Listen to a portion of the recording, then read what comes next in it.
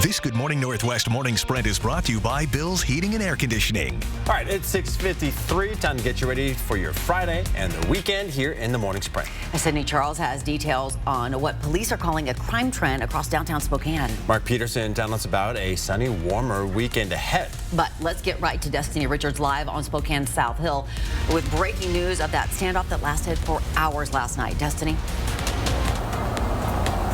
That's right. That standoff is now over as of this morning, but an investigation is still underway on Glen Rose this morning. No officers were injured in the standoff, but the man that was firing shots at officers is in custody. He has multiple charges against him, and he's in the hospital receiving care.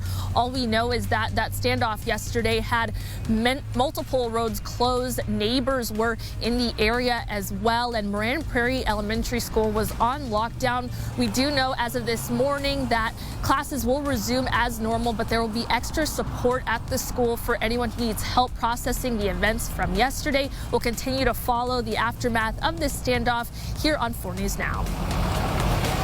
Destiny, thanks so much. Today we hope to learn the name of the man found dead on the WSU campus near a residence hall. WSU police say officers were called to the Stevenson Hall complex early yesterday morning and found the body on the south side of the building near some trees. They did not say if he was a student. Chief Gary Jenkins says there is no active threat to the WSU community based on the information they have. That man's family has been notified. His name and cause of death will be released by the Whitman County Coroner's Office at a later date. Post Falls School District has decided to move to a 4-day school week starting next year. We've been telling you about this, but this came about for a lot of reasons. Mainly, though, the district hopes it helps to keep more teachers and staff during really high turnover. According to the district superintendent, Post Falls has lost more than a third of its certified staff in the past 2 years. She tells us those teachers often leave for schools where the pay is substantially better. The district hopes this 4-day school week incentivizes teachers and staff to stay. There are some concerns, particularly when it comes to child care for parents who can't be home with their kids on that extra day off. Read more about the things parents are concerned about and this story on KXLY.com. And good morning, everybody. And our First Alert Weather, and just a reminder, the First Alert Weather app would be a great tool to have with the changing weather, certainly in the afternoon. We're going to be warming up in the low 50s. We are going to see clouds and sun, and then afternoon scattered showers expected. Temperatures right now, boy, put a light jacket on. You're going to need it. 29 into the valley, out into the West Plains. You're freezing. And over the next, again, 12 hours, we are going to see those afternoon showers that are going to roll in. We could see temperatures into the mid-50s downtown. Officially, we should be at 53 degrees.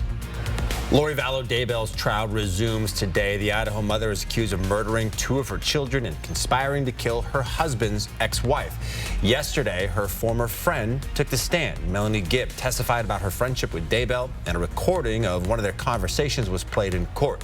In that conversation, Gibb asked Daybell where her son JJ is and if he's safe. Daybell has pleaded not guilty to all charges.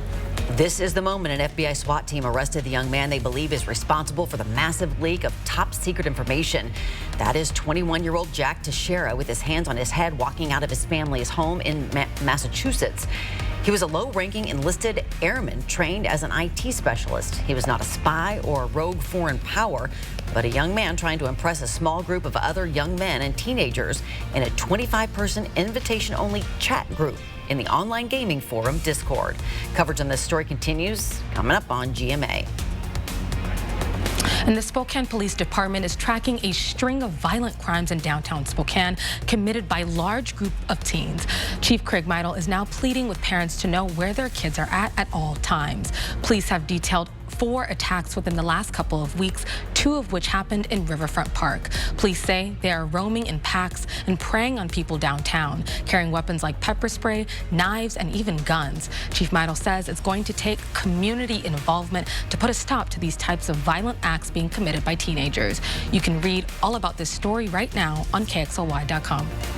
In a surprising twist for the housing market, banks are actually losing money on home loans. Wells Fargo announced it would be scaling back on its mortgage business, and it's not alone. The Mortgage Bankers Association reported independent mortgage banks and subsidiaries of chartered banks are in the red for the first time since 2008, losing an average of $300 on each mortgage. The MBA has cited low housing inventory, affordability challenges, and the skyrocketing mortgage rates as reasons potential homeowners have backed out of the market. We'll be right back.